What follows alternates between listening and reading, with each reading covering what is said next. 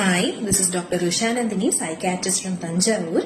இன்னைக்கு ஸ்டாய்கிசம் பிலாசபில நம்ம என்ன பார்க்க போறோம் அப்படின்னா, நம்ம நிறைய பேர் சொல்லி கேள்விப்பட்டிருப்போம், என்னால சினிமா பாட்டெல்லாம் நடுவுல இருந்து எந்த லைனை கேட்டாலும் என்னால அந்த பாட்டை கண்டுபிடிக்க முடியும்.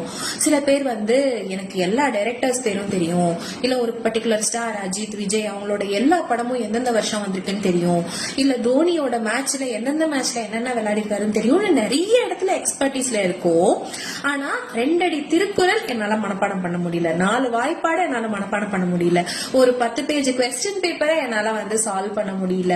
சோ அதனால இந்த தேவையில்லாத விஷயங்கள்ல நிறைய எக்ஸ்பர்டீஸை நம்ம வளர்த்துக்கிறோம், தேவையுள்ள விஷயங்கள்ல நம்ம நிறைய எக்ஸ்பர்டீஸா வளர்த்துக்கிறது இல்ல அப்படின்னு சொல்றாங்க. பட் ஸ்டாய்க் பிலாசபில இதை மட்டும் சொல்லல, உங்களுக்கு வேலைக்கு தேவையோ இல்ல ஹாபினா கூட நீங்க வளர்த்துக்கிறீங்க. ஆனா உங்களோட மனசை புரிஞ்சுக்கணும் அப்படின்னா அதுல நீங்க எக்ஸ்பர்ட் ஆக மாட்டீங்க.